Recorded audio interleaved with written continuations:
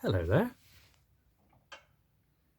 I'm just kindling a fire as the year has slipped from a very hot, dry July to a very wet, moist August. I've just put some washing on in the washing machine, and I need a place to dry it out. I haven't made an update for a while. Well, actually I have, but my laptop computer now fails to recognise the video files from my camera or telephone. It says it needs to update, but as it's now 6 or 7 years old, it doesn't have the ability to take the updates. So despite having 5 or 6 videos in bits on my computer, I can't edit them and upload them until I do, well, I don't know what actually. I need to seek some advice. But I can, however, record very simple videos on my mobile telephone here and upload them direct without any editing, which does mean that I will have to forego the title sequence, the theme tune for now, which many of you, including myself, will find disappointing. That's just about going enough so I can leave it for a few minutes. I only have about 5 or 10 minutes at the most space on my telephone here, so I know I always say it, but this update shall be brief. Just to show you a few things that are going on. It's definitely a Wellington booty type day today.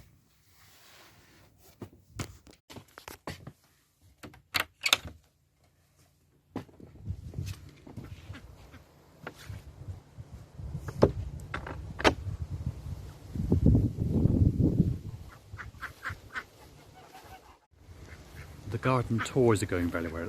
The garden tours are going very well at the moment, and I have a lovely family arriving in about an hour's time. It's 1 in the afternoon at the moment, so I'm just getting prepared for them. The ducks are all very happy with this wet weather, as are the geese. The chickens, being more tropical creatures, are undercover in the duck house there. Hello, chicks. You can come out now. It stopped raining for a minute.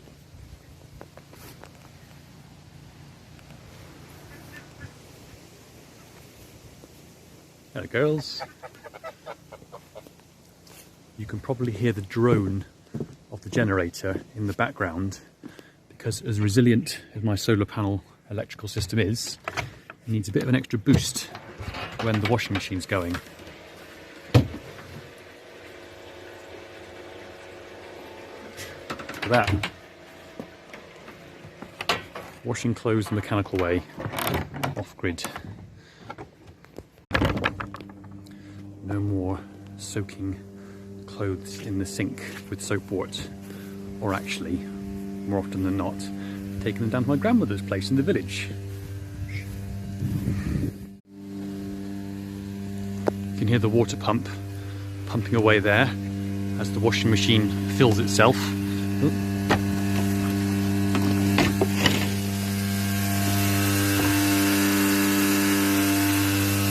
That'll stop in a minute. Oh, and the freezer.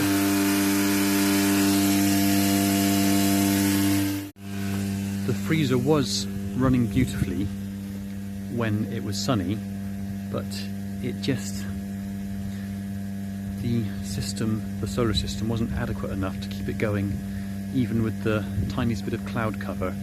So all the berries I picked, I have either given them away or sold them, because the freezer just, well, the freezer was up to the job, but my electrical system wasn't. So I need to rethink that for next year. The season of berries has pretty much come to an end now. All the raspberries and blackcurrants and gooseberries and honeyberries and June berries that I now call August berries have finished, and it's very much the month of apples. I think it's going to be a very cidery month again. Although if I can get the freezer up and running, a very apple juicy month, because I actually prefer apple juice to cider. Cider is just a good way of storing the apple juice by fermenting it. Now, this is my main tool of the trade when it comes to forest garden maintenance. It's, well, we call it a strimmer in Britain, short for string trimmer. I think Americans call it a weed whacker. But it really is just a mechanical replacement for a scythe that I do have and really ought to use, and I'm not very good at it yet. Hello. I do actually have a beautiful Austrian scythe in here, but you can see I've let it go rusty due to lack of use. I need to get better at sharpening it. I must go on a scything course, because everything that I do with the strimmer I could easily do with the scythe if only I learned to use it. Hello girls. Look at these beautiful peppercorns. They'll turn red soon. It's a kind of Szechuan pepper, and they will turn red and season in situ on the bush in the autumn. Then you can pick them off and put them straight in your grinder. Yes. You don't like peppers, do you? Fortunately, it's one of the few surviving shrubs left within the goose enclosure. I'm not sure if I explained in a previous video, or maybe I did, but I've not uploaded it yet, that I now have this solar-powered electric fence around a large area of the garden to keep the geese within it. It's a brilliant device. It charges up via the sun and just clicks away day and night. It's also good for keeping foxes out the area as well. Not that they couldn't jump over it, but I don't think they like the clicking. It doesn't need to be on for now, because the geese decimated so many of my young plantings that just for a year or two I'm keeping them contained in here. Speaking of spice bushes, there are so many different spice bushes in the forest garden. I really must make a video dedicated to spices. This is quite an old spice. Pepper tree now.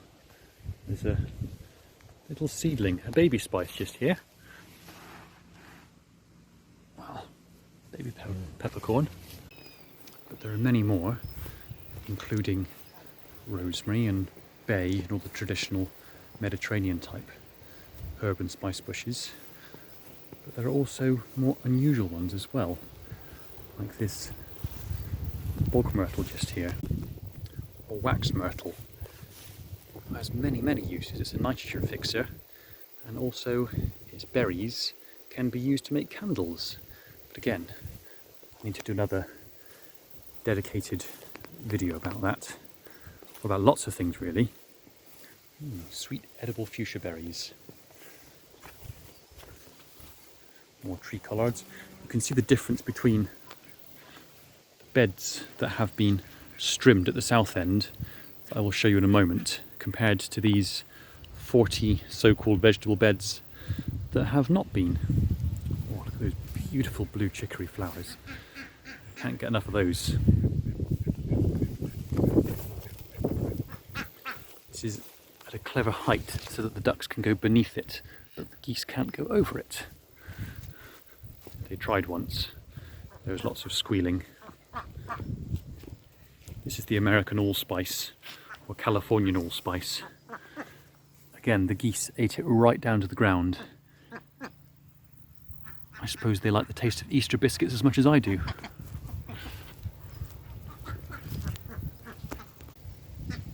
The kiwi vines along the fence there are going berserk. These are the two female kiwi vines. It's been 7 years, still no fruit yet, although they did flower prolifically this summertime. So I'm hoping for some fruit for the two females. And that's the male kiwi growing up this lime tree here, and they both like to be, well, they like to be, it's suitable to coppice them down to the ground every 7 or 8 years, and they grow again at the same speed, supporting each other. And all this area is being fed by that Italian red alder just there, with a passion flower vine growing up it. Why was I over here? Anyway, only a few minutes of footage left, mustn't get distracted. These bees are doing particularly well, but as somebody commented on the Swarm Diary video recently, these horizontal hives aren't that brilliant for the bees because, as I realised, bees like to build downwards, and unless you get a queen that likes to build across, they don't do all that well in these. Plus the wood's a bit thin, hence the cover to keep them sheltered from the winter rain. But these seem to be doing a remarkable job of building sideways. When did they move in? Was it May? And they've built all this comb in the last couple of months. Well done, girls. Keep it up. Speaking of spices, there's a Rus Aromatica bush. Aromatica indeed. I'm trying to show you too much again. Oh, sorry duckies, didn't see you there. Ah, it's 8 o'clock, is it? Okay, I'll come back and give you some oats. The service tree, or Juneberry, that I've renamed the August berry. They look a lot like the mountain ash, don't they, the rowan berries, but they're quite different. Much sweeter. Oh, well that one's not. It's not ready yet.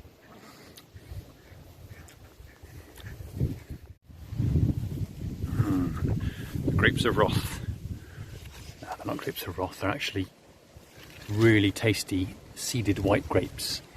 And the reason I do so well with white grapes is because the blackbirds take all the red grapes, but they haven't learned what these are yet. They're just growing along the side of the shed there. Nice south-facing sunny shed. This is what I mean about the strimmed areas compared to the non-strimmed areas. I'm not one for making all edges neat, but when it comes to weeds, grass is the biggest weed here, and so by removing it from around the edges of the beds, it actually lets the few precious specimens that I have thrive. Again, I always focus on this one, this perennial kale and stitchwort, lesser stitchwort growing together, very good companions.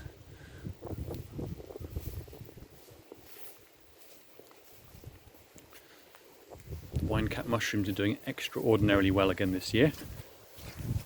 There are a few. They've lost their crimson colour, but I'm going to leave those to go to seed or go to spore. But they are spreading very well without spores through the mycelium.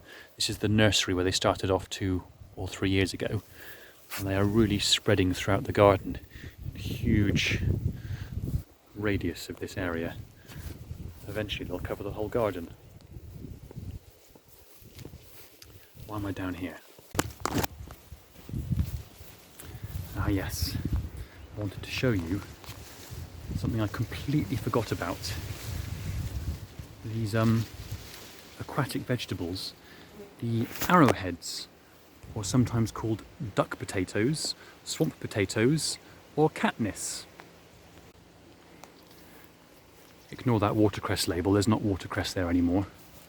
Oh, having said that, yes there is, down there somewhere. But look at these. These, I made a video specially about these called swamp potatoes. I'll put a link here if I can to it. But they are growing in a bathtub, and unlike watercress, the water doesn't need to be flowing.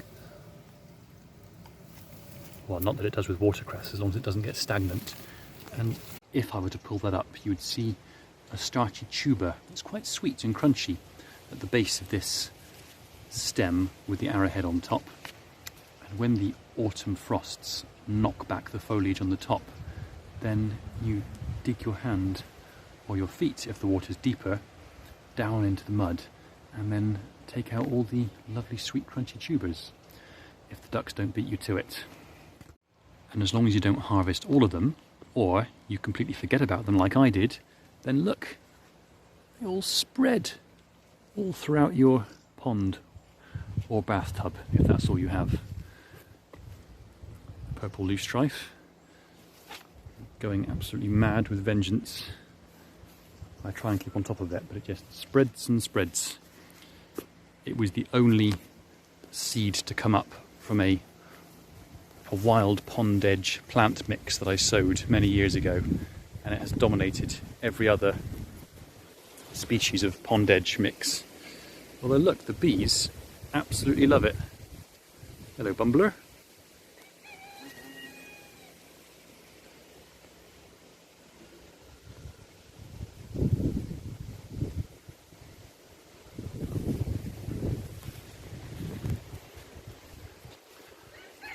Although the berry season's more or less over, look at these cherry plums. Well, they're mostly on the ground now because the wind last night blew them off.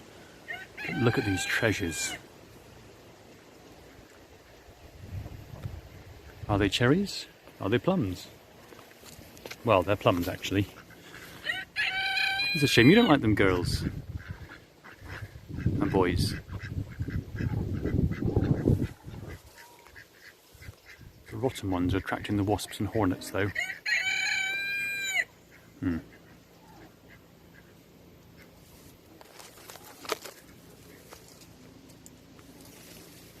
On for the road.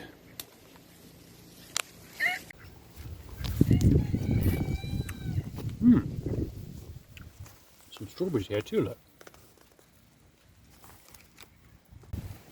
I just spotted those. Although I haven't got quite enough hands to pick them at the moment.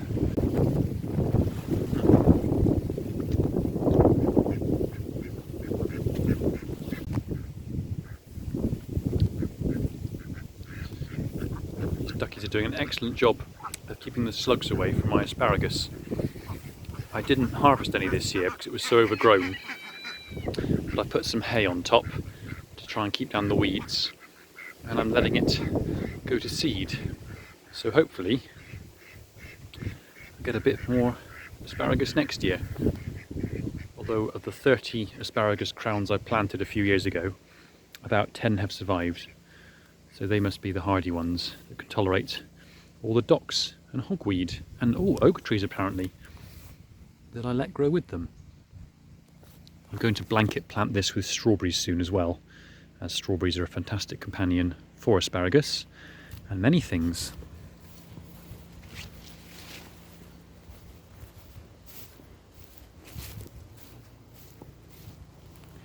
Would you like to see the broody duck? She's the one that went missing one night, and I found her a few days later sitting on a clutch of 11 eggs. Hello. She's thrown a few out in the last few days, so they couldn't have been fertile. They did actually have little dead baby ducklings inside, and when she was out feeding last night for her 20-minute ablutions in the pond, I counted her eggs and there were 8. So you are sitting on 8 potential ducklings. And she's been sitting for 25 days now, so perhaps in 3 days' time she may come waddling back to the pond with several ducklings in tow. Good girl. See you again tomorrow. Do you want to see something really interesting? Well, I thought it was very interesting. It's amazing what just pops up here and there when you're not expecting it. My knee just collapsed then. Over by the entrance gate, I've never seen the like before. I had to look them up. I thought they were those starchy packing material you get to start with, but no, they are stinkhorns. Phallicus impudicus, and you can see why they get the name Phallicus. They smell very much like rotting dead bodies, supposedly to attract flies, But look, they about all over the ground, and they push up from these gelatinous egg-like structures, which I'm reluctant to touch, because I touched the tip of one yesterday and got very stinky fingers. They're not poisonous, or so I believe, to any people or animals, but I'm not going to take the chance anyway. But aren't they disgustingly fascinating? But you can see where that's...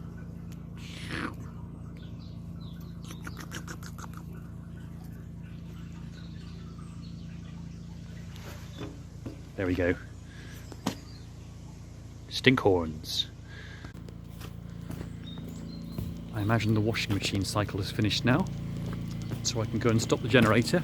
And look, the sun has come out just in time for the tour. It's arriving any minute.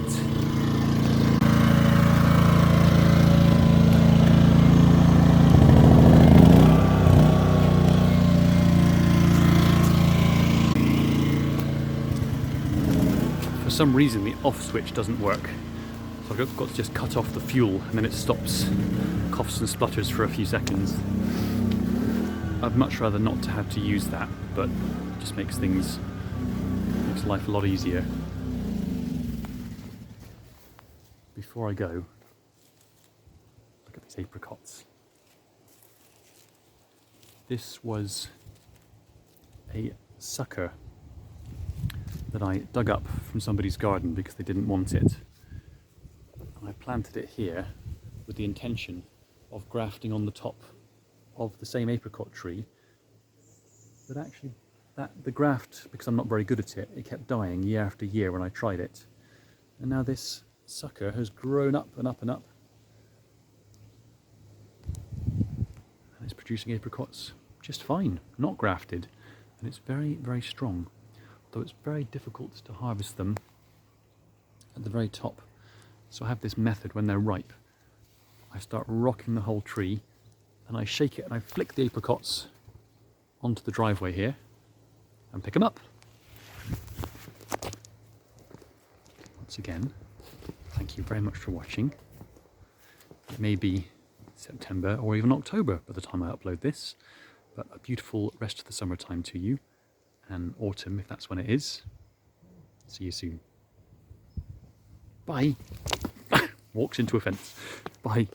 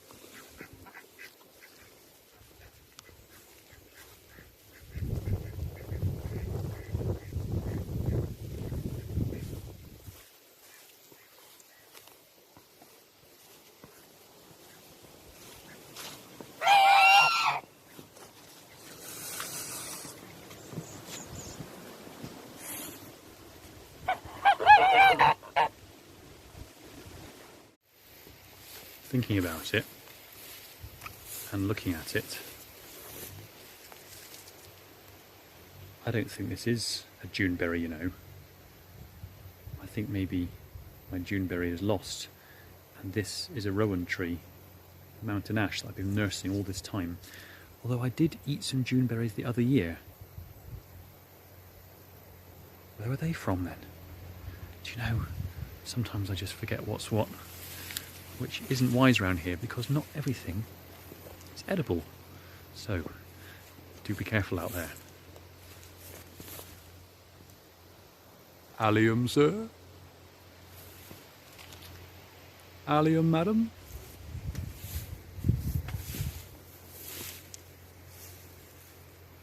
Cartoon!